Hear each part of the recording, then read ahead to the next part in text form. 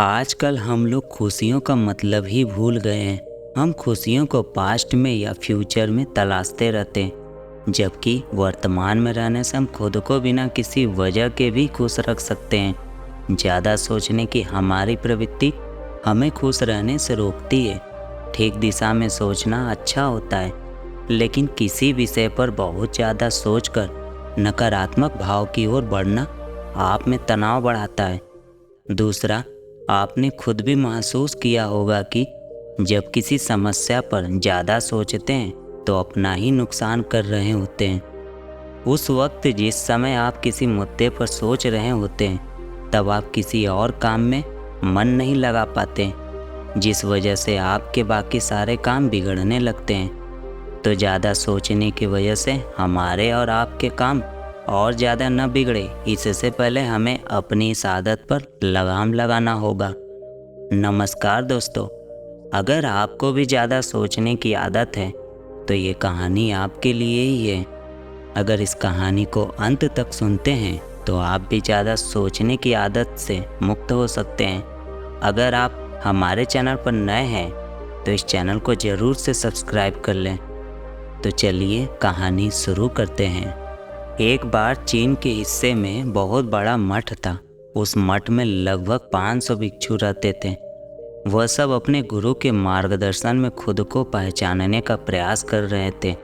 एक दिन एक लड़का उस मठ में शिष्य बनने के लिए आया।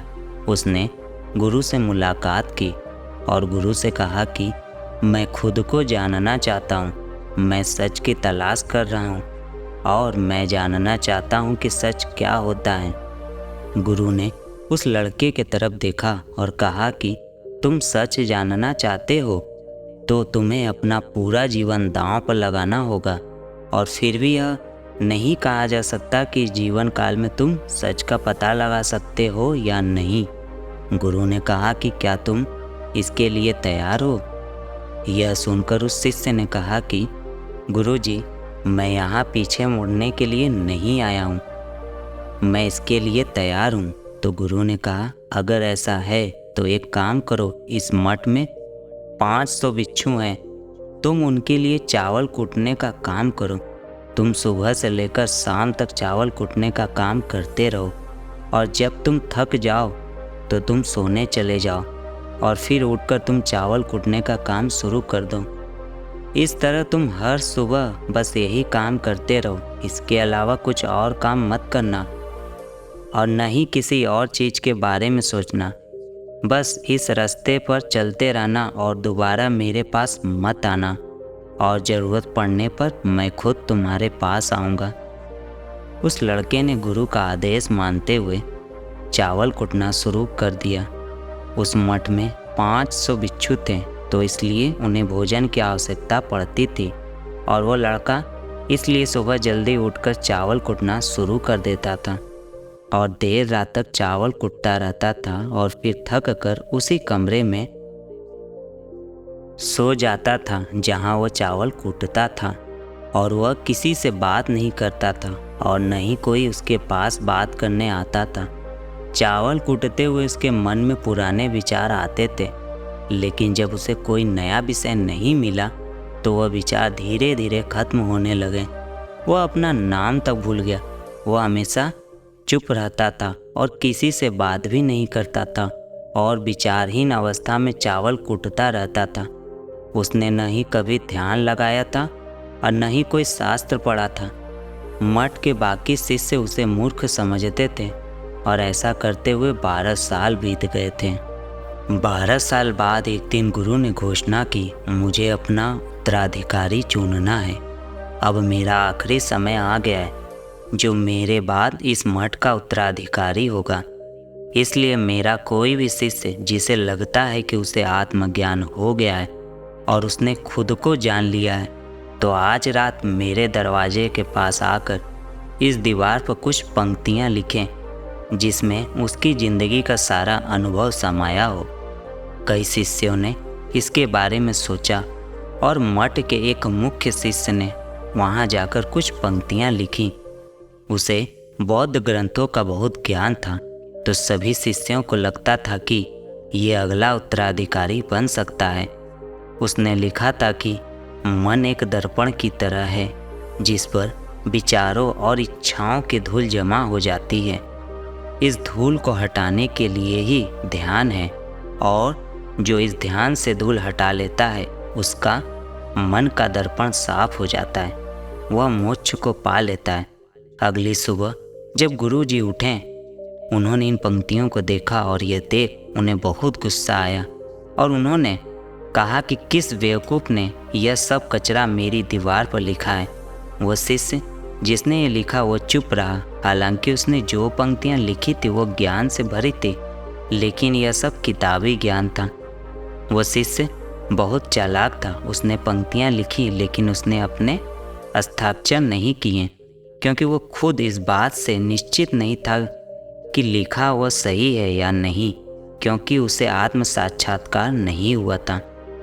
और गुरु ने इन पंक्तियों को खारिज कर दिया। यह देखकर सब हैरान रह गए और पूरे मठ में यह घटना विषय का चर्चा बन गई। इस विषय पर चर्चा करते हुए दो शिष्य वहाँ से गुजरे जहाँ वो एक शिष्य चावल कूटता था। वो 12 साल पहले इस मठ में आया था। उन दोनों शिष्यों की चर्चा सुनकर वो धीरे से हंस पड़ा। उन दोनों शिष्य ने उसे देखा और पूछा कि तुम क्यों हंस रहे हो, क्योंकि उन दोनों के सामने तो वो बहुत तुच्छ शिष्य था। उन्होंने उसे कभी ना तो ध्यान करते देखा था और ना ही शास्त्र पढ़ते हुए। हर कोई उसे मूर्ख समझता था, क्योंकि उसे बस चावल कूटना आता था। और उस मठ में बहुत बड़े बड़े विद्वान थे, लेकिन उसे उस मठ में किसी से कोई मतलब नहीं था। और उसे हंसता हुआ देख कर वो दोनों शिष्य हैरान हो गए। उन्होंने फिर उससे पूछा कि तुम क्यों हंसे। वो बोला, मैं इसलिए हंसा क्योंकि गुरुजी सही कह रहे हैं, यह सब पंक्तियाँ कचरा है, इन पंक्तियों का कोई मूल्य नहीं है। और वो दोनों शिष्य चौंक गए। उन्होंने उससे पूछा कि तुम ऐसी पंक्तियाँ लिख सकते हो जो उनसे बेहतर हो। उसने कहा, नहीं, क्योंकि मैं तो अनपढ़ हूँ, पर हाँ, मैं बोल सकता हूँ। अगर तुम चाहो तो उन पंक्तियों को लिख सकते हो, तो मैं तुम्हारे साथ जाने को तैयार हूँ। उन दोनों शिष्यों ने कहा, ठीक है। और वो दोनों और चावल कूटने वाला गुरु के कमरे के पास गए और चावल कूटने वाले लड़के ने कुछ पंक्तियाँ बोली और दूसरे शिष्य ने उन पंक्तियों को दीवार पर लिख दिया एवं पंक्तियों के नीचे लिख दिया कि चावल कूटने वाला। उन्हें लगा गुरुजी उस पर भी गुस्सा करेंगे, लेकिन वो पंक्तियाँ बहुत अद्भुत थी। वो पंक्तियाँ थी कि मन तो बस भ्रम है, न ही मन है और न ही मन का कोई दर्पण है, और जब मन ही नहीं है तो धूल कहाँ ठहरेगी।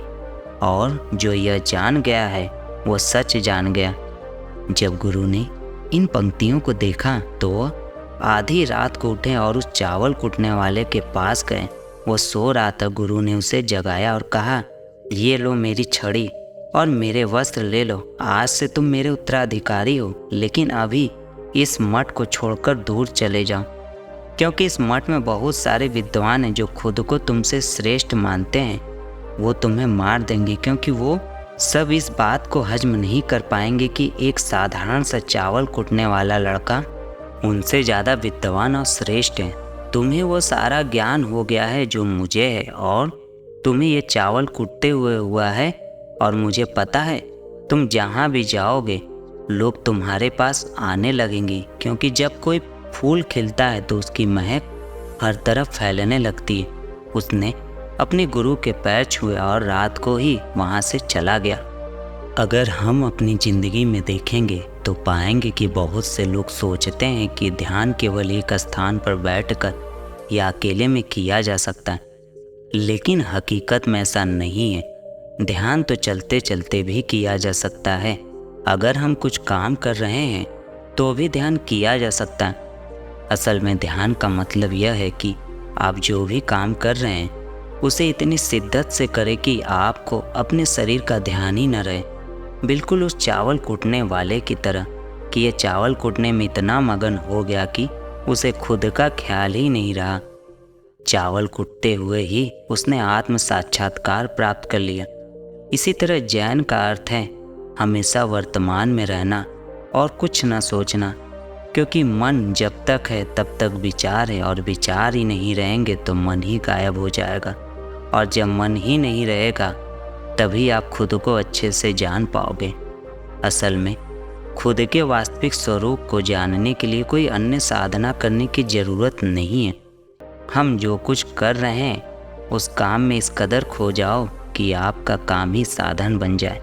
वर्तमान समय में ज़्यादा सोचना ये समस्या विकराल रूप लेती जा रही है। सोचने की क्षमता एक वरदान है, पर हमने उसे एक अभिशाप बना दिए। सोचना बुरा नहीं है, पर यही वह चीज़ है जो हमें किसी अन्य प्राणी या जीव से अलग करती है। ज़्यादा सोचना एक आदत है, अगर सटीक शब्दों में कहा जाए तो एक लत है। ज़्यादा सोचने वाले लोग अक्सर हर बात को लेकर बहुत ज़्यादा सोचते हैं, और आप अंदर से इनके बारे में सर्च करेंगे तो पाएंगे कि इनकी लगभग 80% बातें या विचार नकारात्मक होती हैं। जो 20% सकारात्मक बचते हैं वो सब उनके सपने होते हैं। ज़्यादा विचार करने वाले लोग हमेशा अपने भूतकाल के ख्यालों में खोए होते हैं कि हमारे पास्ट में ये गलत हुआ, या ऐसा हो सकता था, या वैसे हो सकता था। काश उसने मुझसे ऐसा न कहा होता, या उसने मुझसे ऐसा क्यों कहा, आदि ऐसे ख्यालों को सोचते सोचते उन्हीं में खो जाते हैं, और इसी प्रकार इन ख्यालों की श्रृंखला शुरू हो जाती है। ये ख्याल भविष्य के असमंजस को लेकर भी हो सकते हैं, जैसे अगर ऐसा हुआ तो मैं क्या करूँगा, वैसा हुआ तो क्या करूँगा। इनमें अधिकतर ख्याल काल्पनिक होते हैं, क्योंकि ऐसा कुछ होने वाला ही नहीं है। लोग यहाँ तक सोचते हैं कि उसने ऐसा कहा तो मैं क्या कहूँगा। ज़्यादा सोचने से हमारा दिमाग वर्तमान में फोकस नहीं कर पाता है, और इसी कारण हमें अपना फोकस बढ़ाना है और वर्तमान में जीना है। किसी भी टॉपिक पर ज़्यादा सोचना हमारे निर्णय को कमज़ोर कर देती है। हद से ज़्यादा सोचने वाले लोग अक्सर कुछ कार्य नहीं कर पाते, इसीलिए सफल नहीं हो पाते। वो केवल सोचते रह जाते हैं, योजना बनाते रह जाते हैं। दोस्तों, आज की यह कहानी आपको कैसी लगी कृपया मुझे कमेंट करके ज़रूर बताएं, और अगर आपको यह कहानी पसंद आई है तो अपने दोस्तों को ज़रूर शेयर करें। इसी तरह की मोटिवेशनल कहानियों के लिए हमारे चैनल को ज़रूर सब्सक्राइब कर लें। अपना बहुमूल्य समय देने के लिए धन्यवाद।